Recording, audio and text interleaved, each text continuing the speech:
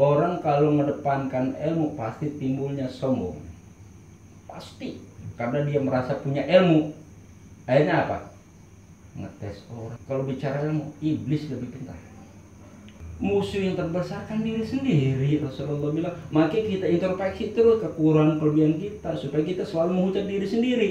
Arti di saat salah kita mohon maaf kepada orang, di saat hati kita kotor kita bersihkan, mohon ampun kepada Allah.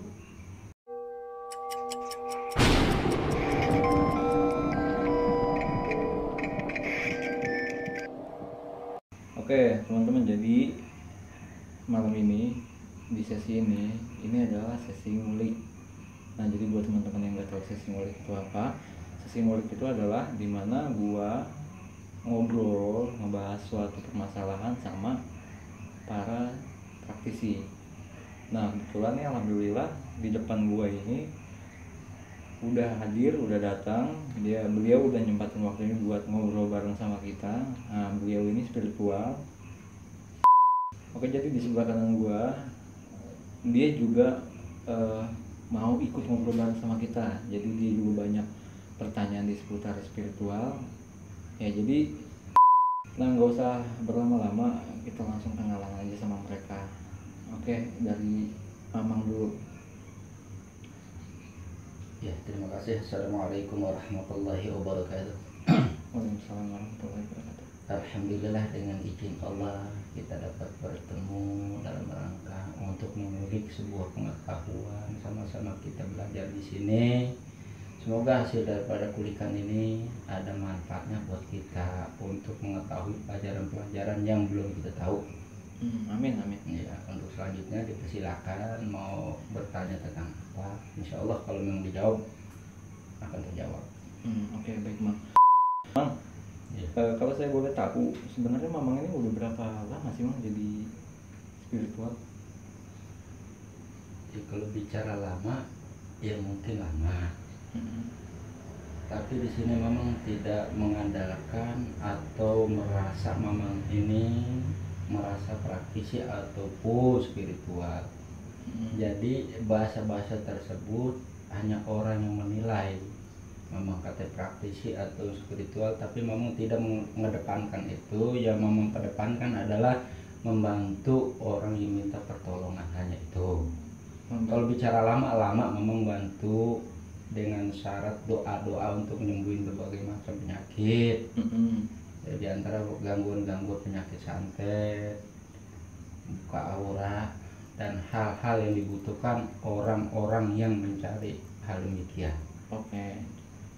Berarti yang saya tangkap nih, ya perjalanan Mamang jam terbangnya udah banyak memang, udah lama ya Mang. Udah lama. Ini kan kebetulan nih, jadi kebetulan saya ketemu sama ahlinya gitu, sama seorang spiritual. Kalau kita ngebahas obrolan tentang kegoiban, tentang dunia goib, itu kan masih tabu Mang. Karena di lingkungan sekitar kita itu ada sebagian yang percaya, ada sebagian yang enggak. Iya. Gitu kan. Nah, di bagian orang-orang yang percaya ini kadang kan mereka punya keinginan tapi mereka kurang pemahaman. Nah, itu yang membuat sebagian oknum nih yang katanya bisa itu kan memanfaatkan ketidaktahuan ini. Nah, mumpung ada Mamang nih, kita langsung bongkar aja nih Mang. Jadi sebenarnya perlu nggak sih Mang orang itu buat belajar ilmu spiritual? Sebenarnya kembali kepada manusianya. Kalau manusianya ingin belajar pasti ingin tahu, ya. Kembali kepada manusia pula, kalau dia bahasanya nggak mau belajar maka hidupnya hanya begitu-begitu toh. Begitu-begitu toh. Iya, tidak ada penambahan pengetahuan. Wajib kita pelajari ilmu spiritual karena hidup kita ini spiritual semua.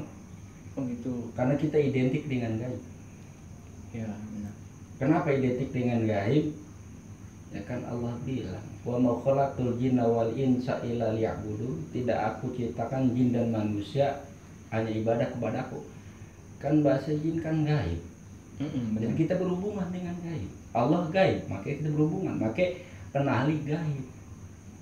Supaya kita ini enggak tabu di dalam belajar ataupun di dalam ibadah. Tuh. nggak tabu di dalam belajar ataupun di dalam ibadah ya. Iya. Jadi kurang lebihnya yang saya tangkap sih, ketika orang mempelajari ilmu spiritual, nah akan ibadahnya dia jadi semakin yakin, semakin percaya. Betul. Oke. Nah buat orang-orang yang mau belajar nih Bang, bahaya nggak sih kalau dia memperdalam ilmu kebatinan, ilmu spiritual? Sangat bahaya. Sangat bahaya. Kalau tidak ada guru. Oke. Karena kebatinan ini masuk kategori kegaiban. Batin kan gaib. Batin gaib ya. Iya. Setelah kita mendalami kebatinan, gaib ini energinya kencang. Kalau kita nggak tahu caranya dan bahkan nggak ada guru, kita berdalami sendiri, maka di situ akan celaka. Di situ akan celaka. Contoh ada sejarah, ada seorang indigo yang tadi Mama ceritakan bahwa dia melihat ada makhluk gaib melek-melek begitu. Nah akhirnya dia bersihin, akhirnya berbalik, yang bersihin ini muntah darah. Dia hanya bisa melihat tapi tidak menguatkan kebatinannya, maka energinya lebih kencang dari gaib itu. Energi si mata batin itu lemah, makanya berbalik jadi muntah darah. Itu bahaya. Oh, itu yang indigo itu yang muntah darah? Indigo, iya. Karena memaksakan bahwa dia katanya bisa, ternyata energi gaibnya lebih tinggi ketimbang dia, karena dia hanya bisa melihat, tidak mendalami kekuatan gaib. Resikonya bahaya. Oke, jadi sebelum kita berurusan sama gaib, jadi kayaknya tuh kita harus lihat kapasitas kita semana dulu ya. Betul. Nggak bisa sembarangan berarti. Nggak boleh sembarangan. Intinya harus ada guru. Intinya harus ada guru. Nah, oke, kalau kita ngomongin masalah guru nih, Mang. Yang mana sih, yang seperti apa sih yang bisa dibilang seorang guru yang bisa megang predikat ini loh guru? Menjadi seorang guru dan bahkan mencari guru. Yang harus kita ikuti yang pertama, bebet bibit bobotnya. Ya. Yang kedua, akhlak dan kelakuan si guru tersebut. Yang penuh adab, penuh etika dan penuh dedikasi. Tidak menghujat, tidak menyalahkan dan tidak mengintimidasi orang lain. Tugas guru hanya memberi pengetahuan kepada muridnya agar kedepankan etika, jangan kedepankan ilmu. Itu boleh diikuti. Oke, jadi yang harus diutamakan kalaupun memang mereka atau enggak kita ketemu sama seorang guru, yang harus kita lihat itu adalah etikanya dulu ya, Bang. Etikanya bagus, baru bisa kita ikuti. Oke nih Bang Hendra kan dari tadi masih diem aja nih teman-teman. Ya mungkin Bang Hendra ada yang mau ditanya nggak? Iya Mak, untuk seputar kegaiban itu yang saya mau tanya, yang benernya itu kita untuk latihan spiritual itu kita ngikutin ajaran agama atau sejarah? Ajaran agama. Ajaran agama. Karena adanya agama membimbing kita akan ketimbulan akhlak. Ya. Kalau bicara kita mengejar sejarah-sejarah, didikan akhlaknya nggak ada, timbulan tersalah kaprah. Gitu. Hadirnya agama itu membimbing akhlak maupun agama pun. Jadi semua agama pasti membimbing umatnya kepada akhlak. Baru timbul pelajaran sejarah. Itu kalau kita hanya sejarah tapi akhlaknya tidak dikedepankan, ya, maka timbul kesombongan, gua bisa karena akhlaknya tidak dibentuk. Berarti kalau kita belajar sejarah dulu itu salah. Salah karena apa? Akhlaknya nggak dibentuk. Kan sebelum ada sejarah kan bahasanya kan ada pelajaran dulu, yaitu apa? Kanjeng Nabi Adam turun, ya ajaran-ajaran, baru timbul sejarah-sejarah lainnya. Begitu. Maka ajaran akhlak dulu kedepankan. Itu kesimpulannya. Ya, Pak Haji. Dari sisi sementara itu dulu Bang Jo. Itu ya. Oke, jadi teman-teman diingat baik-baik itu ya. Kalaupun lo udah turunan atau enggak ada garis keturunan, tetap yang diutamakan itu akhlaknya dulu ya Mang. Jadi akhlak itu diibaratkan adalah pondasi dasarnya kita masuk ke dunia goib. Barulah kita main ke leluhur gitu. Nah, pertanyaan yang penting nih Mang. Nah, cara buat ngebentuk akhlak pondasinya ini itu harus bagaimana? Yang pertama, jadilah diri sendiri. Oke, jadi diri sendiri. Bagaimana supaya kita terbentuk akhlak kita kalau belum menjadi diri sendiri? Contoh jadi diri sendiri begini logisnya, kan ada lampu merah ya, lampu merah itu udah garis putih. Tiba datang lampu merah, karena kita sudah menjadi diri sendiri dan ikut aturan, berhentilah di belakang garis putih ya. Karena kita sudah ikut aturan, itu kan kategori akhlak. Kalau seandainya kita tidak menjadi diri sendiri, tiba-tiba kita datang belakangan ya, situ ada setelah untuk masuk ke depan melewati garis putih, itu sudah tidak menjadi diri sendiri. Karena apa? Sudah tidak mengikuti aturan. Itu kan kategori akhlak. Oh iya benar. Iya. Kalau kita sudah menjadi diri sendiri, di sini garis putih sudah ada, tetap kita di depan situ. Walaupun sini ruang banyak untuk ke depan, kita jadilah diri sendiri mengikuti aturan-aturan yang sudah diterapkan. Maka di situ terciptalah akhlak. Kayak jadi diri sendiri pentingnya. Mungkin ada tambahan lagi Mang? Tambahannya, Setelah akhlak. contoh begini, Hendra ngomongin Mamang terhadap Jo. Jo, Mamang begini. Karena si Jo sudah menjadi diri sendiri, nggak bakal gua kebawa bahasa lu. Karena gua jadi diri sendiri. Oh, Mamang begini kok, melihat pengetahuan gua, itu kan pengetahuan lu. Kalau gue ikut pengetahuan lo atau omongan lo, berarti gue bukan diri sendiri, jadi diri Sendra. Iya. Itu jadilah diri sendiri, kita nggak gampang terprovokasi, tidak gampang kena hasutan dan tidak gampang terprovokasi. Itulah jadi diri sendiri, makanya akan selamat, terbentuklah akhlak. Oke. Oke Mang, tadi kan kita udah ngobrolin seputar gue Mang. Oke, taruhlah anggap kita udah ketemu ini guru yang bisa membimbing kita. Iya. Nah, pertanyaan saya selanjutnya, apa yang harus dilatih dulu? Apakah nafas dulu, ataukah mata batin dulu? Karena banyak di luar sana Mang, banyak di luar sana yang saya juga sering ketemu gitu. Ada orang nih ketemu saya, Bang, tolong, kan bisa nih Bang ngelihat begituan, bukain dong Bang mata batinnya Bang. Ya kan, setelah saya tanyain, emang kalau mata batin dibuka mau ngapain? Enggak, saya cuma penasaran aja, mau lihat yang kayak begitu deh, maksudnya yang makhluk halus apa segala macam. Jadi mana yang lebih penting Bang, ngolah nafas dulu apa buka mata batin dulu? Membalik tanya, kita belajar di situ terhadap guru. Iya. Semua program guru yang ngatur. Semua program guru yang ngatur. Iya, karena dia berguru di situ. Mungkin program gurunya kebatinan dulu, itu program guru. Mungkin gurunya membentuk akhlak dulu, program guru.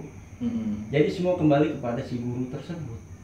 Berarti kembali lagi pada si guru tersebut. Itu, makanya hati-hati di dalam mencari pembimbing. Oke, ini kan kalau berdasarkan pengalaman saya emang. Kalau saya kan nafas dulu, baru mata batin. Itu. Kenapa nafas dulu? Karena di nafas karena kalau kita buka mata batin dulu, kalau ini menurut saya ya, kalau kita buka mata batin dulu, ketika kita melihat yang kayak begitu dan kita nggak punya power, nggak punya energi buat melawannya, bukannya itu malah lebih fatal ya Mak? Betul. Pasti. Karena pernapasan kan sumber kekuatan. Oke. Banyak perguruan mengutamakan pernapasan. Oke.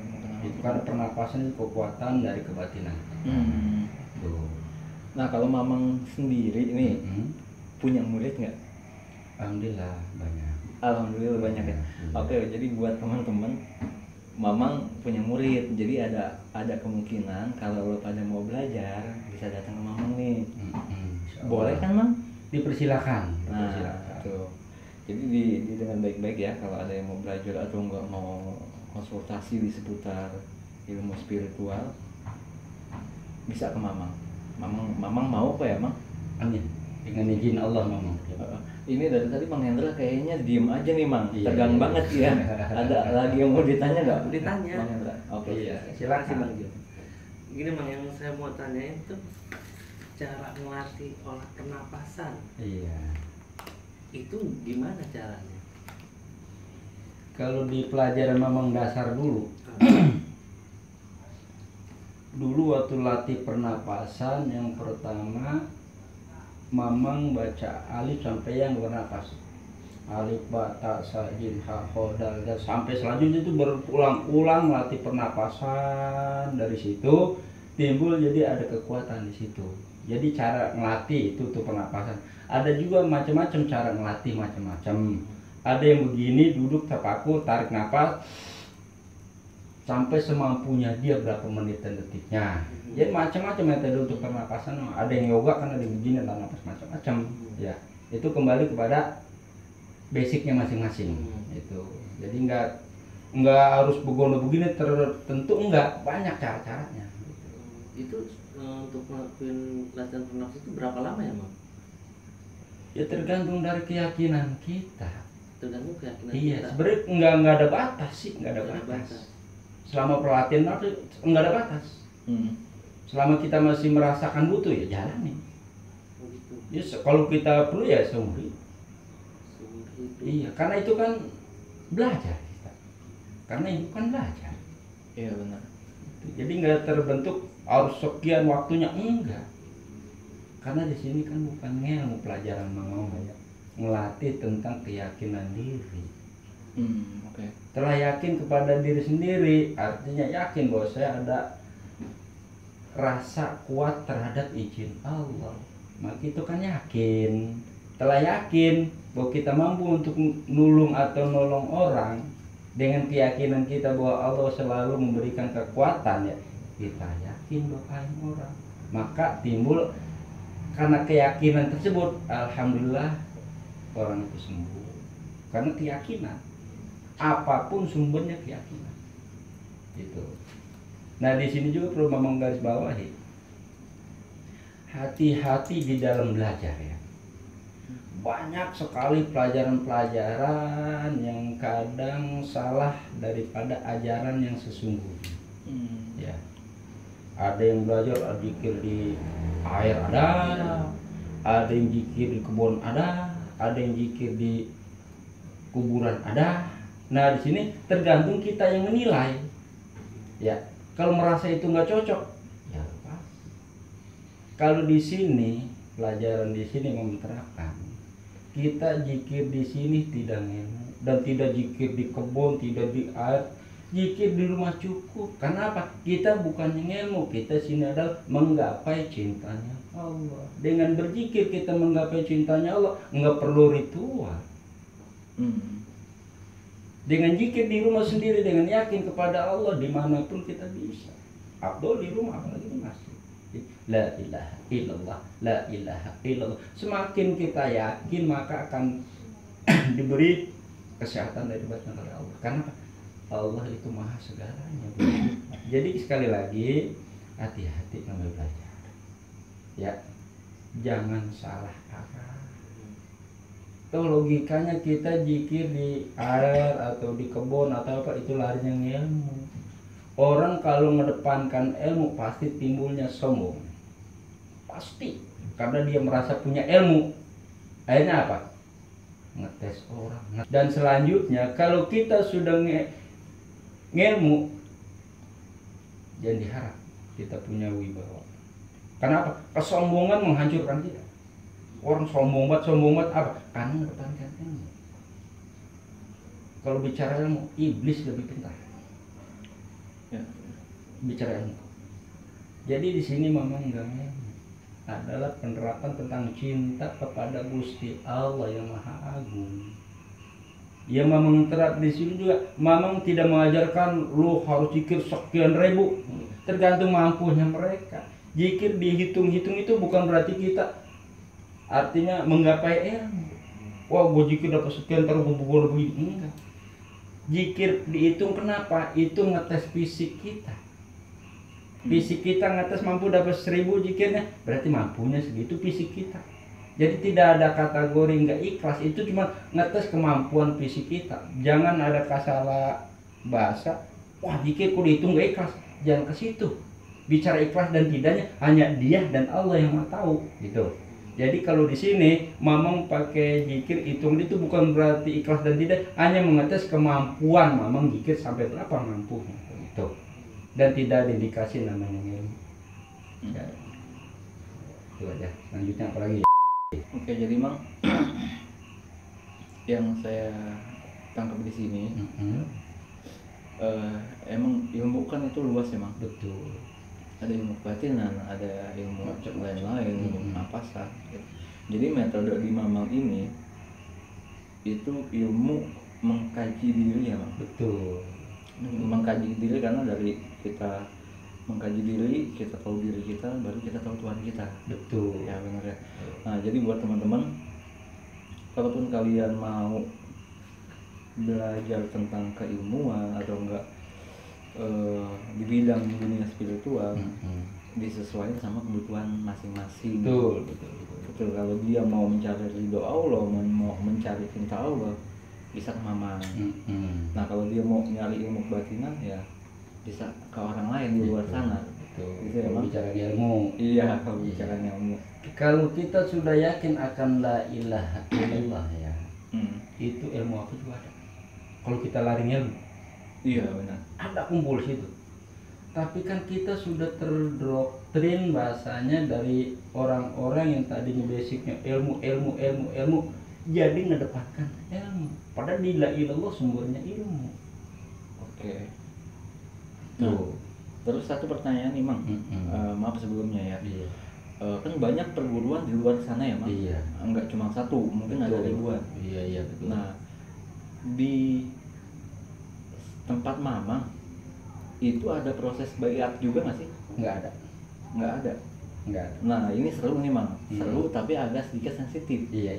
Nah, sebenarnya itu program baiat itu gimana sih? Benar apa salah sih? Program baiat itu adalah hasil dari pelajaran perguruan tersebut agar si muridnya patuh dan taat terhadap program-program yang diterapkan oleh padepokan tersebut. Oke. Iya, jadi bicara baiat kembali kepada padepokan masing-masing. Tapi Mamang di sini tidak pernah membaiat. Karena apa? Mamang sudah ajarkan kepada anak didik Mamang, kalian sudah baiat kepada Allah. Kenapa oleh manusia kamu dibaiat mau? Artinya kenapa baiat kita kepada Allah? Kita 5 waktu sudah baiat kepada Allah. Di mana baiat kita kepada Allah? Inna sholati wa nusuki wa mahyaya wa mahmati lillahi rabbil alamin. Sesungguhnya sholatku, ibadahku, hidupku, matiku hanya kepada Allah. Itu kita sudah baiat. Iya benar. Nah, jadi akidah kita tidak meleset. Karena kita sudah yakin bahwa Allah yang menghidupkan dan mematikan kita. Itulah baiat kita di dalam sholat. Oke. Jadi setelah kita dibayar sama Allah, ngebaiat ke Allah, kenapa harus kita ngebaiat sama manusia lagi? Nah, itu kembali kepada masing-masing padepokannya. Ya. Itu kita pakai logika. Ya, kita orang beriman dan beragama ya, kembali kepada sebuah ajaran hadis dan Quran. Sudah jelaskan ikutilah 2 perkara setelah tidak ada aku kata Rasulullah itu Al-Quran dan kita ikuti. Okay. Dan ajaran-ajaran yang mengatasnamakan macam-macam dengan bungkus ini, bungkus itu banyak sekali. Kembali kepada kita seorang yang berpikir dan berakal bahasa kasarnya. Gunakan. Ini logika enggak? Menyesatkan enggak? Yeah. Kalau kita kembali tidak perlu kita menyesatkan aja enggak. Jangan menyesatkan pelajaran orang. Kembali kepada diri kita. Kalau merasa kita itu nggak yakin, tinggalkan. Iya, betul. Kalau kita mengintimidasi, wah salah, itu kan menurut kita. Adapun mereka punya padepokan begini, itu hak mereka. Kembali kepada kita yang merasa nggak yakin terhadap pelajaran tersebut, ya udah tinggalkan. Jangan mengintimidasi, apalagi menghujat, jangan. Jadi kalau bahasa di sini, hujatlah diri lu sendiri, jangan menghujat orang. Benar. Karena kenapa? Menghujat orang gampang. Menghujat diri sendiri, mungkin kita salah nggak tahu. Iya. Kita ngomongin orang, ngebenci orang, memfitnah orang, di diri kita sudah banyak yang perlu kita hujat. Kenapa menghujat orang? Adapun pelajaran-pelajaran mereka begini, kembali kepada tanggung jawab dia kepada Gusti Allah. Bicara salah dan tidaknya itu hanya dia dan Allah yang Maha tahu. Begitu juga memang merasa memang benar, enggak, kebenaran semua ada di Allah SWT ya. Allah. Mamang hanya berusaha untuk menjalankan apa yang diperintahkan oleh Kanjeng Rasulullah Shallallahu Alaihi Wasallam. Artinya setelah aku tidak ada, maka aku tinggalkan dua perkara itu, hadis dan Quran. Maka memang situ kuncinya. Oke. Iya, soalnya kalau kita ngebahas masalah perguruan, itu kan sensitif banget. Sensitif. Gitu. Iya. Kalau saya sih punya metode tersendiri bang. Gitu. Jadi daripada kita menghujat orang seperti yang tadi kita obrolin, nah alangkah baiknya kalau saya pribadi nih, nempatin posisi saya ada di orang itu, kira-kira enak dihujat, gitu kan? Iya. Jadi kalau merasa nggak enak ya nggak perlu menghujat. Nggak perlu.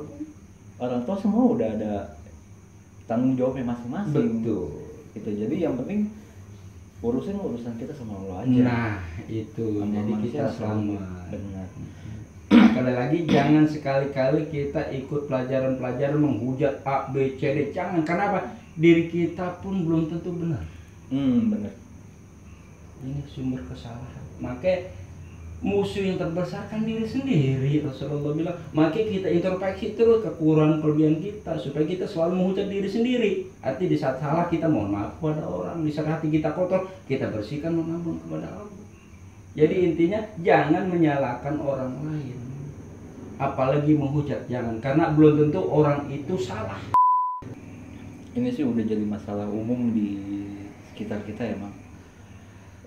Saya sih cuma mau ini aja, maksudnya mau ya kita coba buat ngebuka pemikiran kita. So kita kan dikasih akal dan pikiran. Betul. Harusnya kan kita maksimalin memang. Maksimalin ya. Nah, saya sering banget ketemu di luar sana gitu kan. Ada salah satu perguruan misalnya kan. Nah, dia mengeluarkan pengijazaan ilmu. Ya kan, entah itu berupa cincin ataupun kitab-kitabnya mereka. Dan itu biasanya diberikan mahar, Mang. Gitu kan. Itu benar apa salah ya, Mang? Kalau bicara masalah benar dan salah ya,